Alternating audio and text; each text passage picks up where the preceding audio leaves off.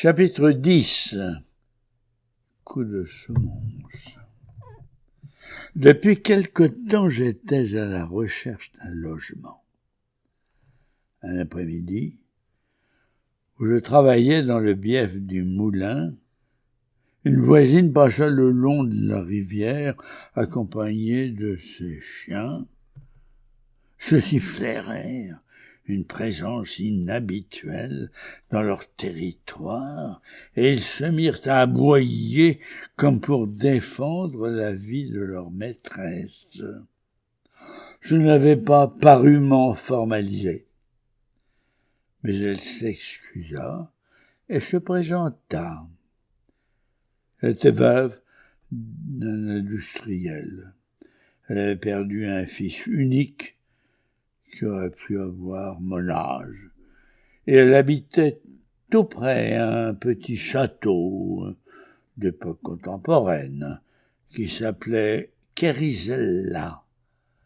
Il était construit au milieu d'un parc. Nous avons commencé par parler chien. Puis je lui ai dit un mot de mes activités et de mes projets. Je mentionnais aussi mes recherches d'un logement plus adapté. Elle recevait souvent des amis. Elle avait des moyens, du personnel, des chiens, des chats et quelques autres. Elle me proposa d'être de ceux-ci. J'acceptais et j'ai passé chez elle plusieurs années paisible, jusqu'au moment où, ayant construit ma propre maison, j'allais y habiter. Cette personne ressemblait à l'image que je me faisais de George Sand.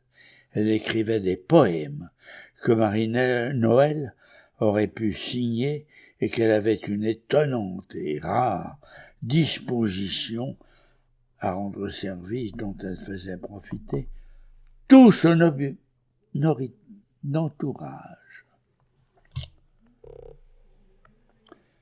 dont elle faisait profiter tout son entourage.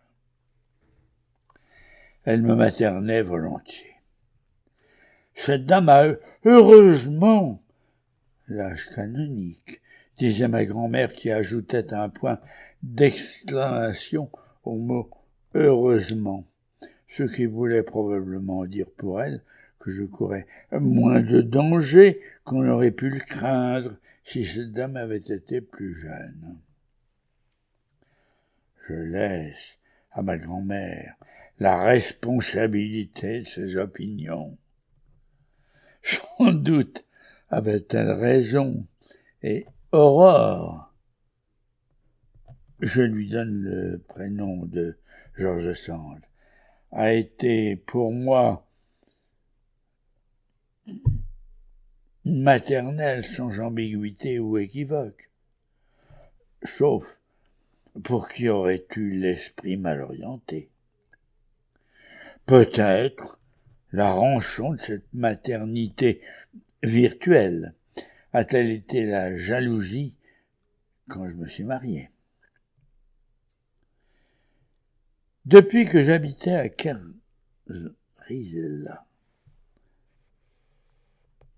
je dormais bien pour différentes raisons. La première, parce que j'étais fatigué de mes longues journées. Je rentrais tard dans la soirée, j'avais tout juste le temps de prendre un bain et de me changer, et l'heure du dîner arrivait.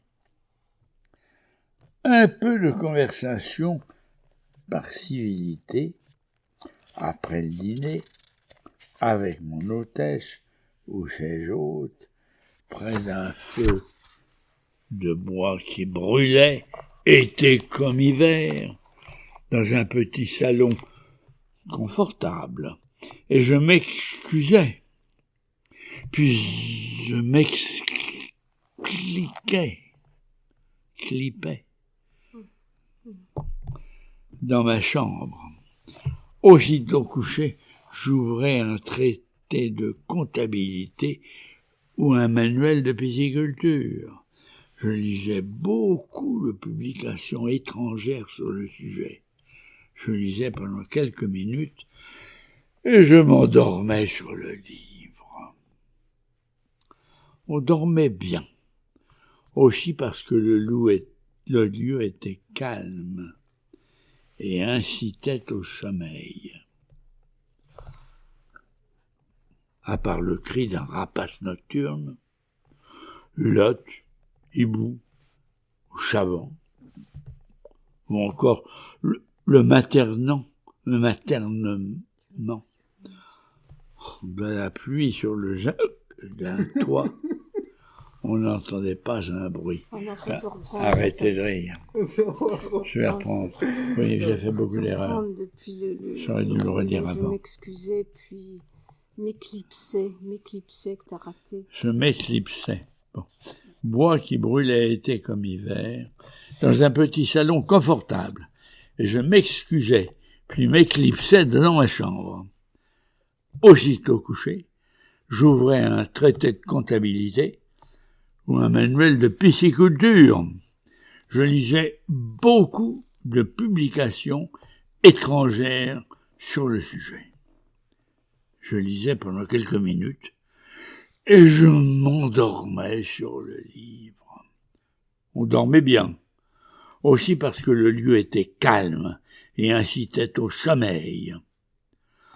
À part le cri d'un rapace nocturne, hulotte, hibou ou chavant, ou encore le martèlement de la pluie sur le zinc d'un toit, on n'entendait pas un bruit. Si d'aventure il m'arrivait de faire un cauchemar, les épouvantails qui y figuraient avaient des têtes de banquiers, de notaires ou de fournisseurs, et apportait davantage d'anxiété que de terreur. Vas-y, refais, on va le couper. Si d'aventure.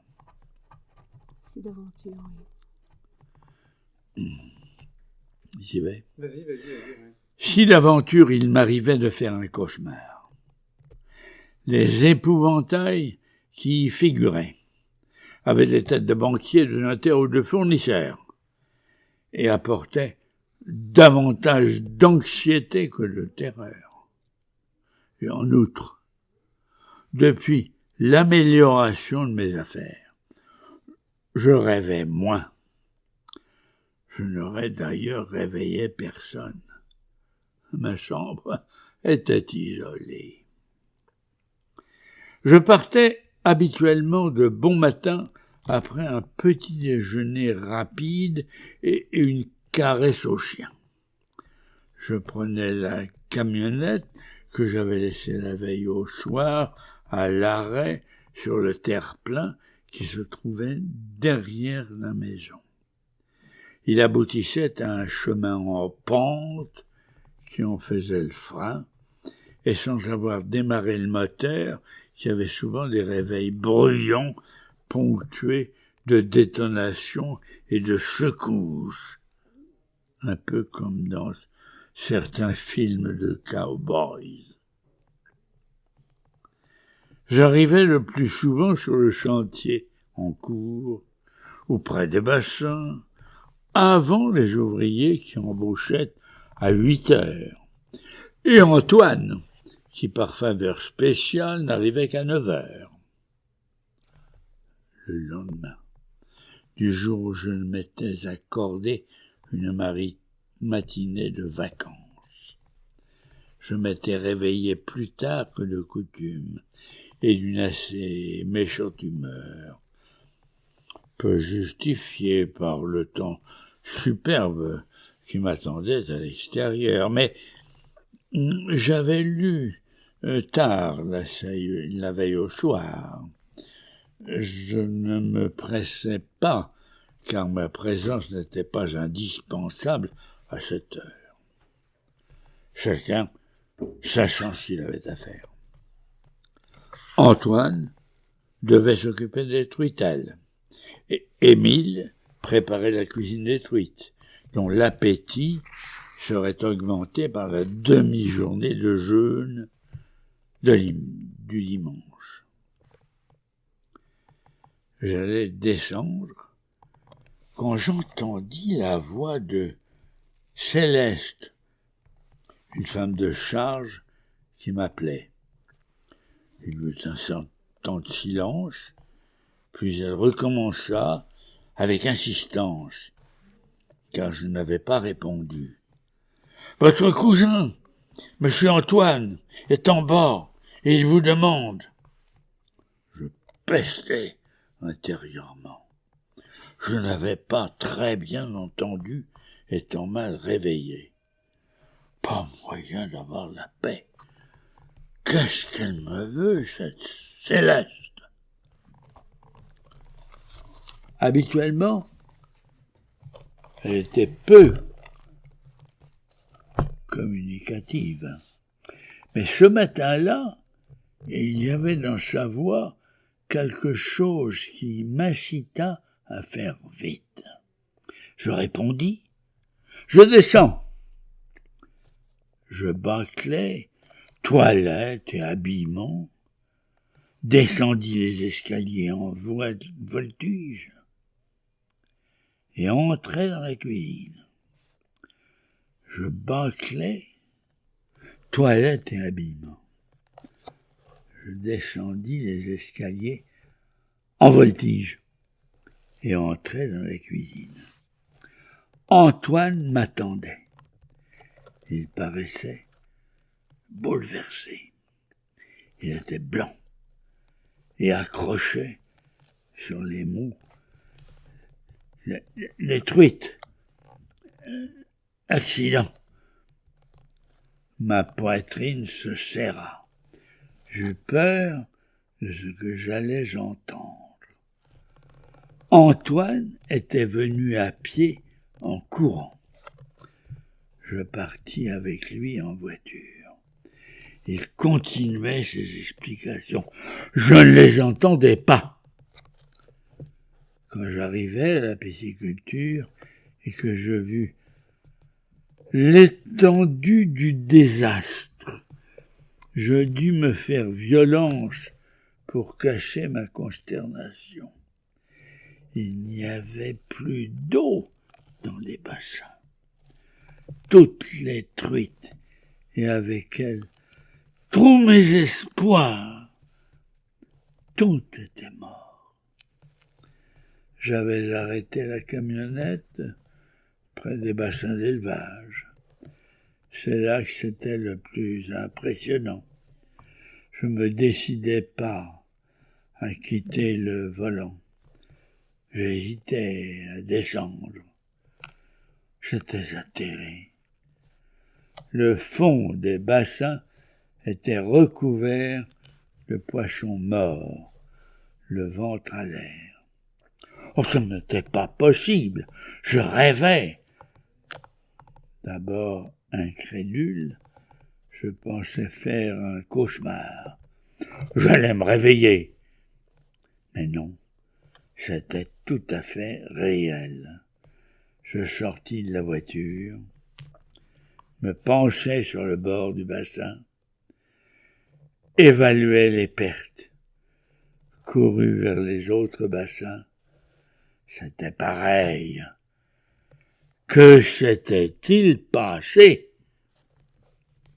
Émile se trouvait dans l'un des bassins. Il dégageait les grilles arrière, blanches de poissons morts collées au barreau.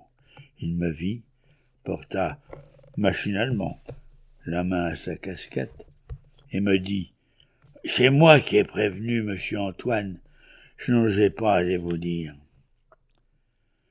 Je vis qu'il était très ému, qu'il compatissait, et inconsciemment je lui en sus gré. Quelqu'un comprenait, était touché, sympathisait. Cela me réconforta un peu. Il continuait à faire des gestes indispensables, dégager les grilles, ramasser les poissons morts, sauver ceux qui pouvaient l'être. Je pouvais compter sur lui. Antoine racontait. C'était lui qui devait s'occuper des poissons la veille dans l'après-midi. Dans la soirée, après avoir terminé son travail, il était parti. Tout était normal.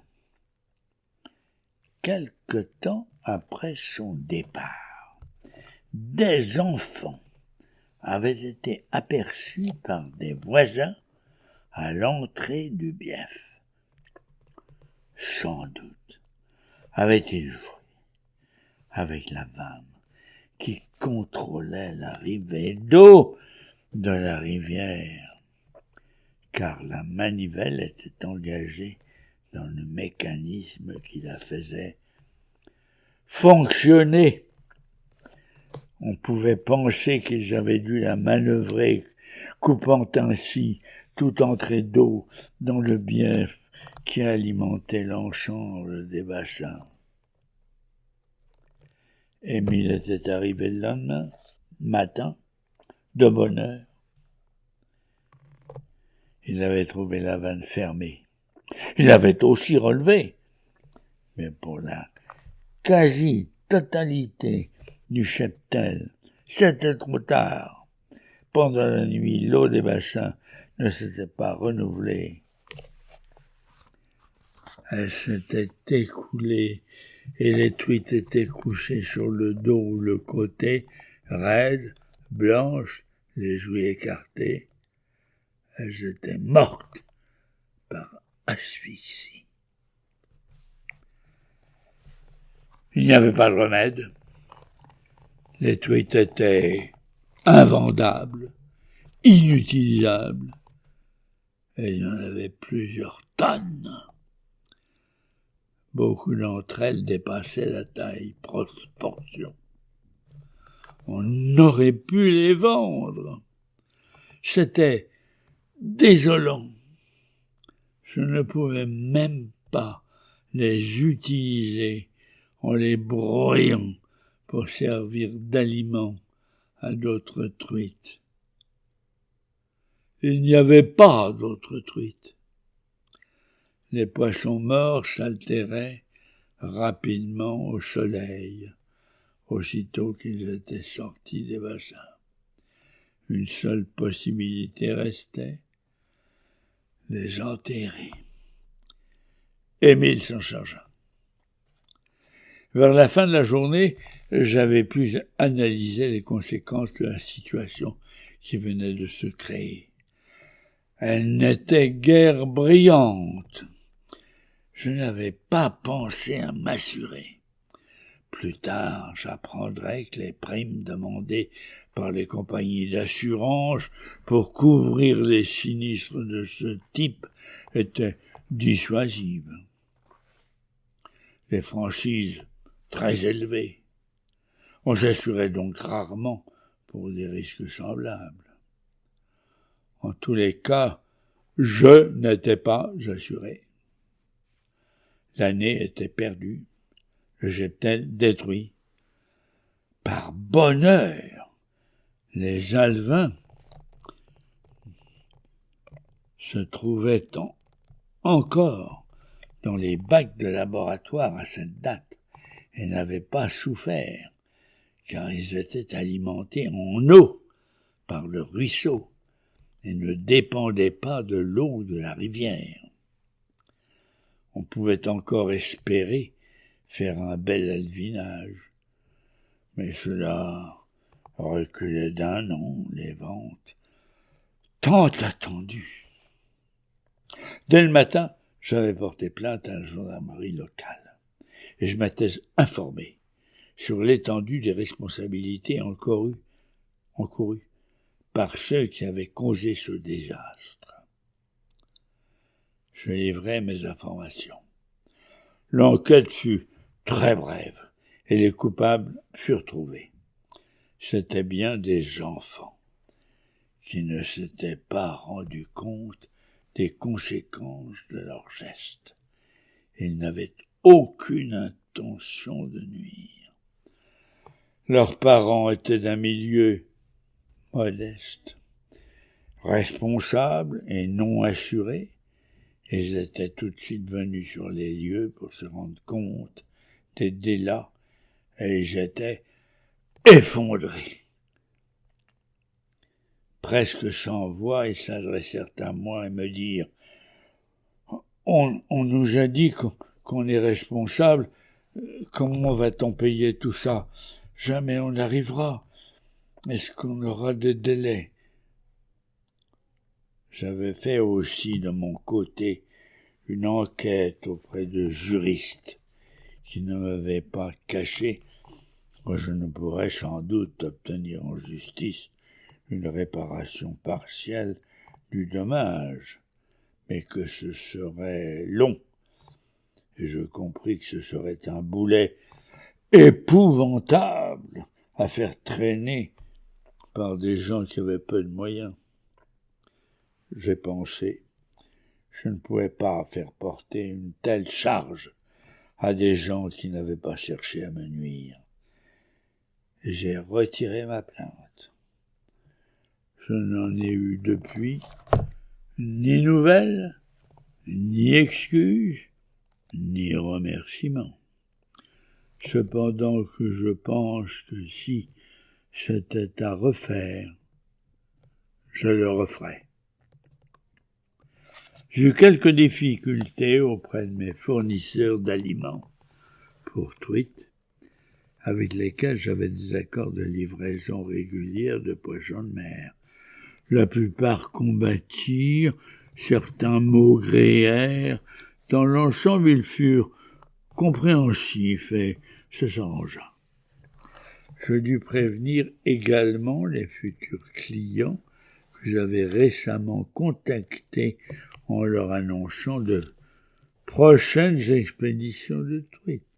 Je leur expliquais les événements qui modifiaient mes projets. Ils me plaignirent et acceptèrent mes excuses forcées. Mon confrère, l'ingénieur, me souligna l'intérêt qu'il y aurait d'installer un système de sécurité, une alarme en cas de modification des niveaux d'eau. En outre, il me conseilla de cadenasser la vanne d'entrée du bief pour éviter toute nouvelle accident semblable. Je le fis aussitôt. Mon père me dit qu'il m'avait déjà mis en garde contre les aléas de ce... Mon père me dit qu'il m'avait déjà mis en garde contre les aléas de ce métier à haut risque et qu'il espérait que ce n'était pas le début d'une série. Ce n'était pas très encourageant, mais je crus bon de le remercier pour son pronostic. Mon hôtesse fut efficace. Elle me proposa une aide financière que je déclinai par amour-propre. Mais le geste me surprit et me toucha, et je le lui dis. Elle logeait comme moi une lady écossaise. Cette femme avait l'allure d'une reine, ce qui ne devait pas surprendre, car elle descendait en ligne directe des anciens rois d'Écosse et portait un nom célèbre. Elle pensait être la première femme européenne à avoir visité le Tibet et parlait de Lhasa, le Tibet. Oui, pardon.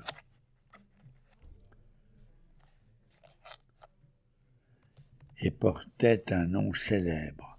Elle pensait être la première femme européenne à avoir visité le Tibet et parlait de Lhasa avec attendrissement, comme d'une banlieue d'Édimbourg. Elle me dit, en français fortement marqué par l'accent des Highlands, « Toilde, il sera utile de serrer les cordons de la bourse. Oh, c'était l'évidence même, j'opinais, et remerciais du conseil. Quant à ma grand-mère, que j'avais informée avec ménagement et à qui j'avais caché ma détresse, elle la devina et me dit « Mon petit Toile ». Oh, je serai toujours son petit Toile.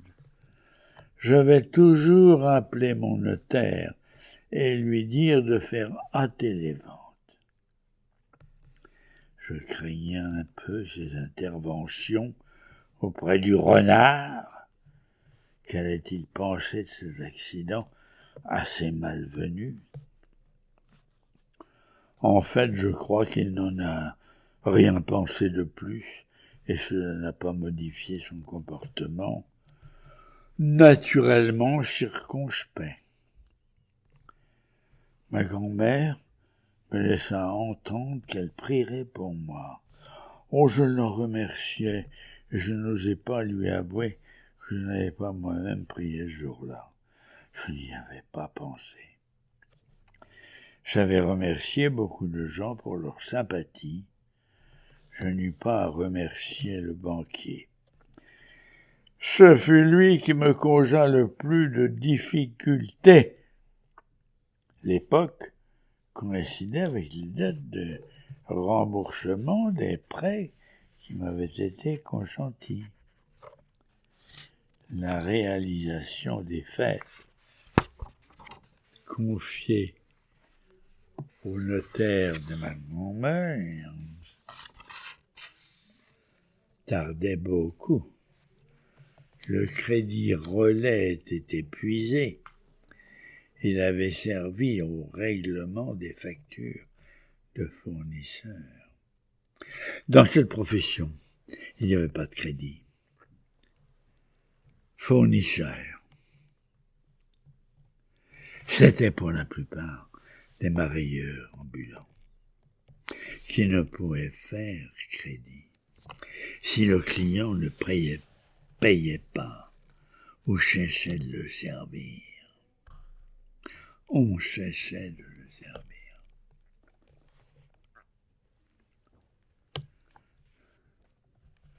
J'avais toujours payé mes fournisseurs, rubis, sur l'ongle, car ils m'étaient indispensables. Ces derniers temps, les truites consommaient près d'1 tonne de poissons frais par jour.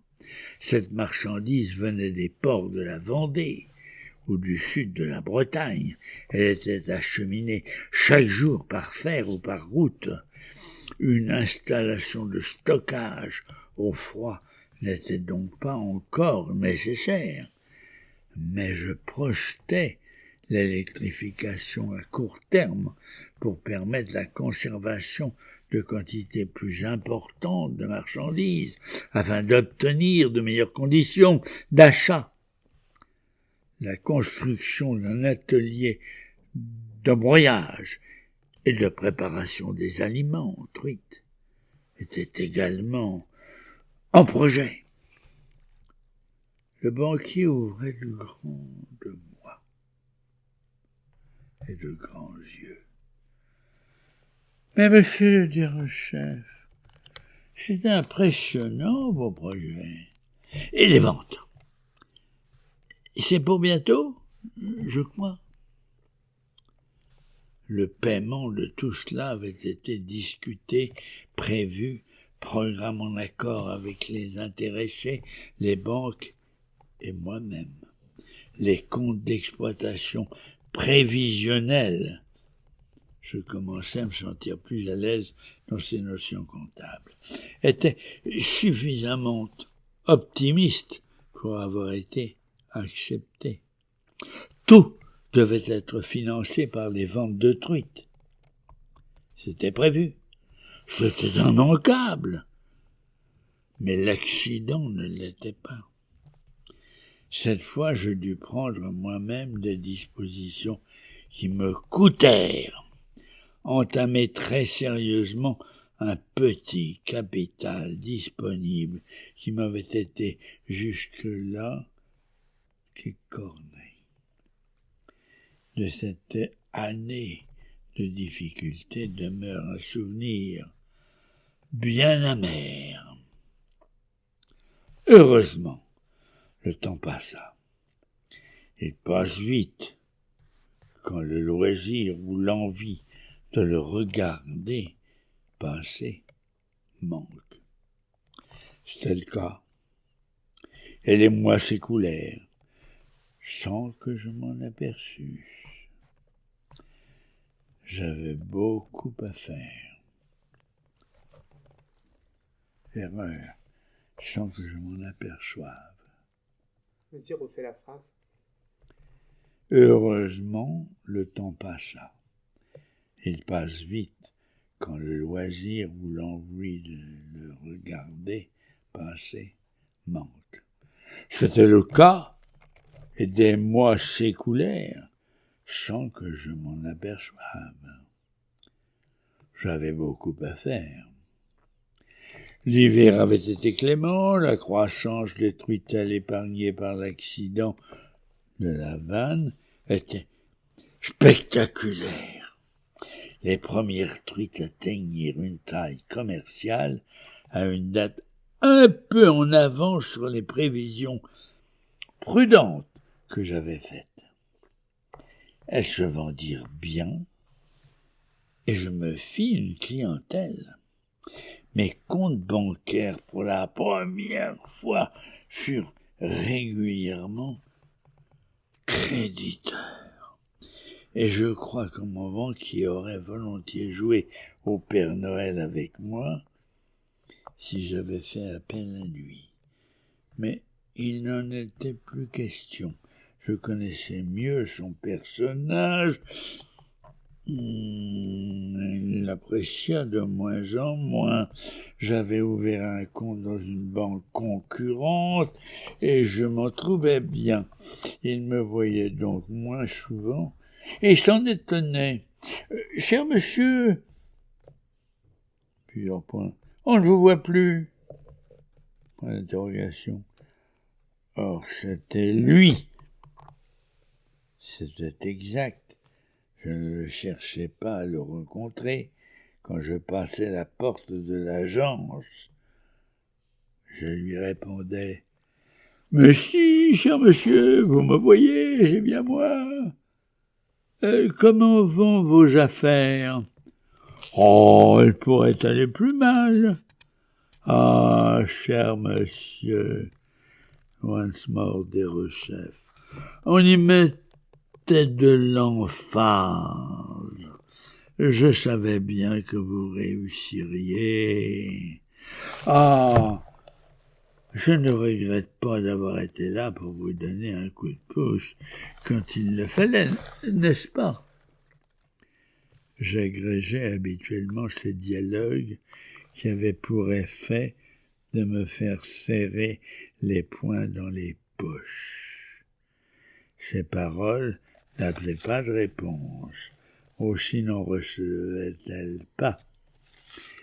Et nous nous quittions avec un faux sourire de connivence dont je pensais être le seul à goûter le sel. Oui, mes affaires étaient plus prospères et mon moral suivait. Les problèmes journaliers se résolvaient normalement et les résultats étaient assez satisfaisants, en tout cas meilleurs que ce que j'avais expérimenté jusqu'à présent. Cependant, deux sujets me causaient du souci. Oh, pardon. Refais-le. Cependant, deux sujets me causaient du souci. L'un était familial, l'autre concernait les truites. Le premier, le plus important, car je ne le dominais pas, c'était une réelle inquiétude causée par la santé de ma grand-mère, qui avait nécessité une intervention chirurgicale lourde, dirait-on aujourd'hui. Aurore m'avait proposé de la prendre chez elle, de la loger, pour qu'elle puisse passer sa convalescence près de moi. Ma grand-mère avait accepté. Elle l'avait remercié du bout des lèvres, moins chaleureusement que je l'aurais souhaité. Mais pour des raisons que j'ignorais, il n'y avait pas de sa part beaucoup de sympathie pour cette dame, comme elle disait quand elle m'en parlait. Je voyais donc ma grand-mère tous les jours, au repas, et fréquemment aussi à la pisciculture, où elle avait pris l'habitude de venir me voir. Quand le temps le permettait, elle arrivait à pied, s'appuyant sur une petite canne à pommeau d'or, peu adaptée, et assez anachronique. Je la revois prenant du recul et s'asseyant sur une pierre. Elle regardait le manoir et l'imaginait restauré, écrivait sur un carnet ses observations et formait ou modifiait des projets. Elle m'en faisait part pendant que je la ramenais à Kérizella, dans ma camionnette, tout en la priant d'excuser la médiocrité de l'équipage. Elle, qui avait eu cocher et valet de pied, puis chauffeur et valet de chambre, et plus récemment personne, n'avait cure de mes justifications et trouvait tout parfait. Elle avait connu l'époque des diligences et celle des avions à réaction, et on ne pouvait qu'admirer cette aptitude qu'elle avait à assimiler le progrès. Je l'en félicitais, et en réponse, avec un clin d'œil et une moue dubitative, elle me disait « Penses-tu vraiment que nous sommes en progrès ? Oh, pas moi. Je trouve qu'on agite beaucoup et qu'on s'agite plus encore. Il me semble qu'on se fatigue davantage et qu'on parle avant d'agir. On ferait bien d'agir mieux et de parler moins. » Ce qu'elle disait me semblait très sage. Cependant, elle m'inquiétait un peu. Je la trouvais chaque jour un peu moins valide, moins vaillante, plus lente à reprendre des forces. Mais je faisais confiance à ces médecins, qui eux-mêmes faisaient confiance à l'énergie de leur patience. Et de l'énergie, elle en avait à revendre.